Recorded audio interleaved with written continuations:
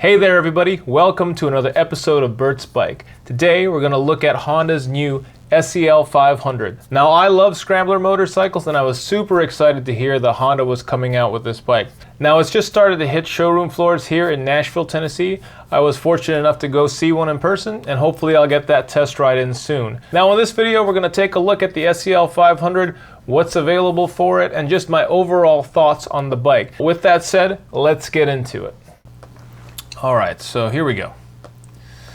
Overall, just from the pictures and actually seeing it on a showroom floor and getting to sit on the bike and everything, the bike looks really great. I love the Rebel 500 and 300 series. One of my very first ride videos I ever made was on my Honda Rebel 300. I wasn't doing reviews at the time, but I wish I actually hung on to that bike for a lot longer. I feel like I got my first bike and I got rid of it too fast before I really built up any real, riding chops, I guess. But anyway, I have to say though that if this bike was out at the time that I had bought my Rebel, this would have been probably a serious contender. I probably would have bought this instead. Now I'm curious to see if they're going to come out with a SCL300, with the 300 motor just like the other Rebel 300 and Rebel 500. And I've had both of these motors actually. So I've had the CB500X, which has this motor in it.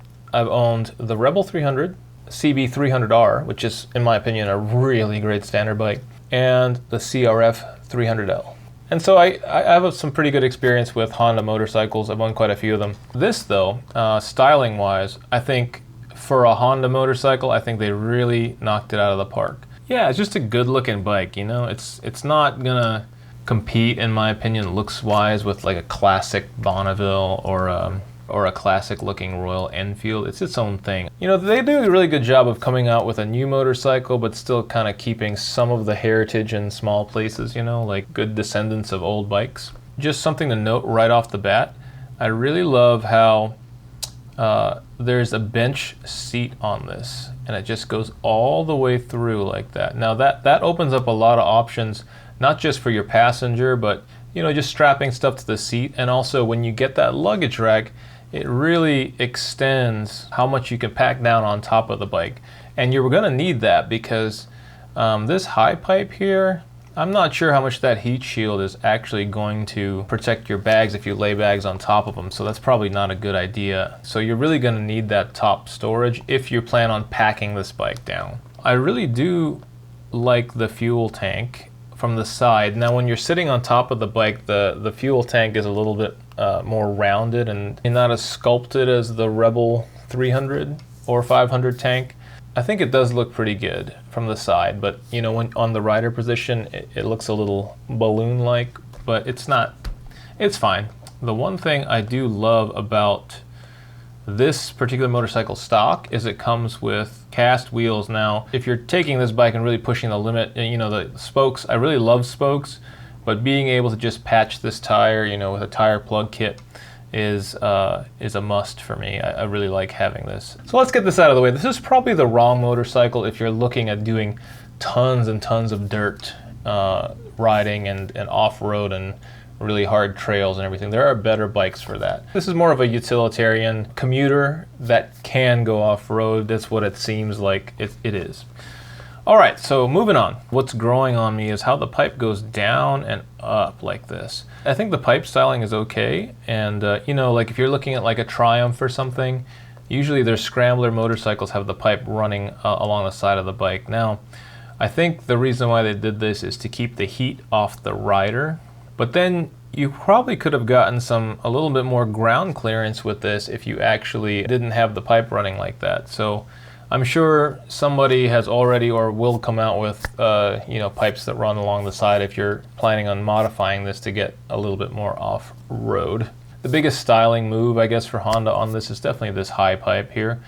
And it's kind of a low and high pipe, and yeah, I'm kind of indifferent about it. I think it looks fine. If I bought this bike, I would definitely be ripping that off and putting something else on it almost immediately. And I usually keep my bike stock for a long period of time before doing anything to them. Sitting on this bike on the showroom floor is just a really comfortable place to be. And I'm 6'1", 32-inch inseam. So, you know, like you're sitting on the bike, everything is kind of where it needs to be. Like they really did knock it out of the park with the layout of everything. I'm pretty sure it's LEDs all around and everything on this bike. So it looks like you're gonna have to do some sort of tail tidy or something if you really wanna clean that up. But I've seen some pictures of this bike with the luggage rack on there, and I think it'll really just clean that up a lot with the luggage rack moving further on the bike. Available colors. So here's another gripe of mine. The only thing that's just a different color on this bike is the tank. So I don't understand why they don't just come out with some different colors. And I've noticed some of the accessories for this bike are actually white. So like, why isn't there a white tank that goes with all this instead of the orange with the white? Anyway, so we definitely need more color options than just, you know, orange and green. Although I think that green looks pretty good. The orange is really stunning in person, but it's just not my color, so. All right, so one thing I do love about the Rebel 500 particularly is I really love the way the engine looks. Like this engine just looks really nice sitting in there. It still has that sort of classic Honda heritage feel, but it looks like just like a really good looking engine, you know? So pretty much this is how you sit on the bike here. This is true in person, back straight up. You got a bend in your knee there. And I've noticed that Honda does this a lot, is even though it's a standard bike, your legs aren't 90 degrees. They're pulled back to give you a more sporty stance on the bike. When you right the bike up, it definitely feels very nimble and easy to move around, which is pretty great. Yeah, so the other thing I noticed was sitting on this bike is it definitely doesn't feel like a shrunken down motorcycle. This bike definitely feels like a full-size motorcycle. Yeah, so also it looks like it comes with some pretty, not knobby tires, but you know, I think it'll be fine for most things, but not for any serious off-roading. You know, if you're trying to get this thing off-road, probably gonna need some actual knobbies if you're gonna really kind of push this to the limit. Power-wise, I think it's got enough for you to be on the interstate and everything like that. I don't think that's the intended purpose for the bike, so you know, just know if you're buying something like this, you're not buying a highway crusher. You're buying something that's built for more commuting and more like back road fun. Yeah, one thing about me and motorcycles, I really don't give a flip like what the displacement of the motorcycle is, as long as I can have fun on it and it kind of covers the bases that I need. Yeah, the way the bike makes me feel, how fun it is to ride, the way it looks is more of a concern for me than, you know, how powerful the bike really is. And I just have a soft spot for small displacement motorcycles. So let's talk about the fuel capacity on this bike and the range. If you have known anything about the Rebel motorcycles, the 500 engine is a pretty economical engine. In fact, when I owned my CB500X, which is a lot heavier of a bike, I was definitely getting into the 60s.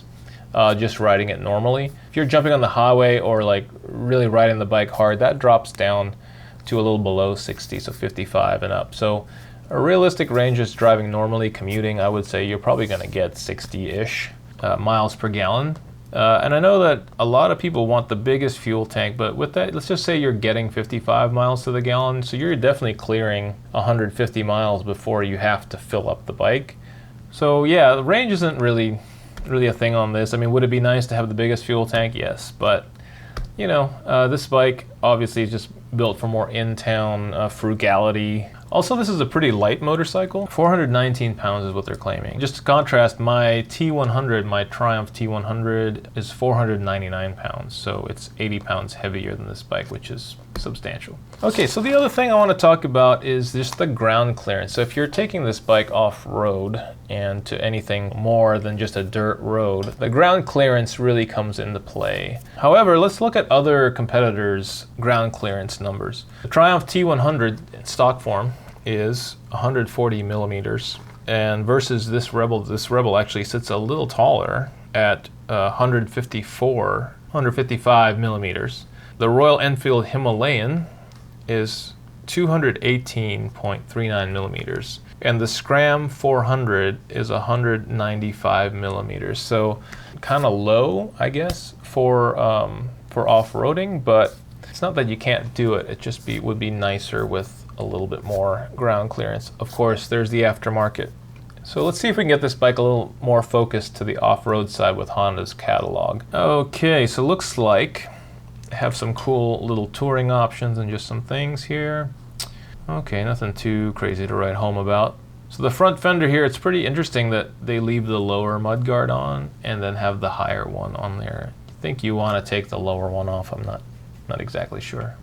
Handguard deflectors, that's nice. I probably wouldn't buy these. I'd probably just put some Exerbis or Bark Busters on them right away. I like the visor though.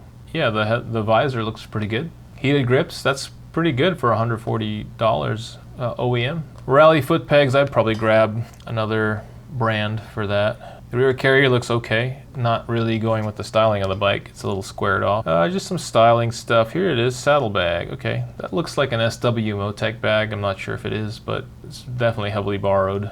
And the tall seat, that's pretty nice. So the seat height on this bike is a little above 31 inches. And I would probably get the tall seat if it were my bike. Although, you know, 31 point whatever. You know, I'm a 32-inch inseam, so that's probably fine. But I would just like the taller seat for the extra padding if it were my bike. Let's look at some of the aftermarket and see what's available. All right, so here we are on Revzilla, and looks like Vance and Hines already has a pipe for it. I've actually seen a video of this pipe. It actually looks and sounds really good. I'll link that channel. It's Life of Birch down below. Yeah, what a really good looking slip-on for this. Vance and Hines. Looks good from all sides, blends right in with the bike there. Super cool. Yeah, I think it looks great.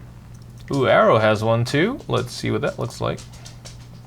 Yeah, that Arrow one looks pretty good too. I like that end can design or whatever they call it. I'd probably go with this black can with the chrome. I do like the look of the Vance and Hines one a little better, but yeah, that looks awesome. Here's Moto Machines. Looks like they got a bunch of cool stuff for this bike. Those engine guards look great. Hepco and Becker. Yeah, it looks like it really quality engine guard there.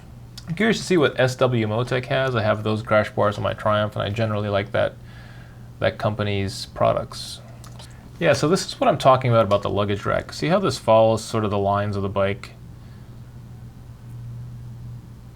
Right there, it follows the lines of the bike really, really well. So yeah, it looks really good on the bike too. I also like how the grab handle is almost the same height as the seat, so if you needed to, you could lay something flat across that. Yeah, some of this other stuff too. Looks like this is some sort of modular rack, which I'm hoping that SW Motec does something for this bike because they have a really cool modular system. Yeah, it looks like the top case or something can bolt into this. That's pretty nice. I found this skid plate for the CL500. Looks like it's an H2C brand, and I don't know if that's like a actually Honda affiliated one, but I've seen that brand before when I was looking for parts for my CRF 300L, and that looks like a pretty nice skid plate. So if this were my bike, I would immediately buy the skid plate, the luggage rack, and the pipe right away. Let's look at some custom mods, what people have done with this bike.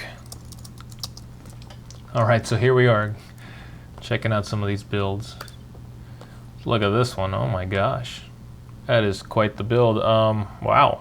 See, this is what I'm talking about when I think of a Scrambler. I'm thinking more of something like this, something higher off the ground, big old knobbly tires, rack system and everything. Wow, that's a really cool little build. All right, so I'm looking this up here. That looks like really good with all the body work on it. I think that looks really sharp. Yeah, see how this is the white tank, whatever market this is. It's got the white tank with the white accessory. I think that looks really sharp. Looks really good. Here's that side bag. The side bag looks really big and functional. But yeah, so this would be probably the color scheme that I would go for if I were buying this bike. The white tank with the white hand guards. I'd probably do something else there. High fender and everything, and then also the Vance and Hines pipe would look really nice there. Yeah, I think this looks really sharp. I'm really loving the look of this bike. I'm pretty excited about it. I gotta go test drive one of these soon. All right, so that was a good look at the CL500. I think it's already is a great looking motorcycle. I think it's a really good bike just if you want to buy a cool new bike that has a little bit of some Scrambler chops. Now, I think with some modifications, you could really make this into a pretty competent Scrambler, which I think is a really good idea. And it's got my wheels turning, so I don't know. Might have to go test drive one of these bikes or something. We'll see. The one thing I think they could have done a little bit better on stock is maybe the stock suspension height. That could have been just a little bit better, but I think it's going to be plenty as is for most of the people that are going to buy this bike. Now, the other type of person that's going to buy this bike is somebody who's going to buy this and build it out like that other build we just saw. So I'm excited to see that, actually. And this looks like a really just inviting platform for you to go in and just do your thing, because it looks like everything is pretty straightforward on this bike as far as modern bikes go. So that looks like it's going to be a really fun build, and it's going to be really fun to see what everybody else does to this bike. I think this is a really good, just inviting platform from Honda, and I think they're doing a really great job with the Rebel line as a whole. So yeah, I think it's definitely worth your time to check one out. Throw a leg over and take it on a test drive if you can. Alright guys, that's about it. It's Bert's Bike. Please like and subscribe, leave a comment below, and I will catch you on the next one.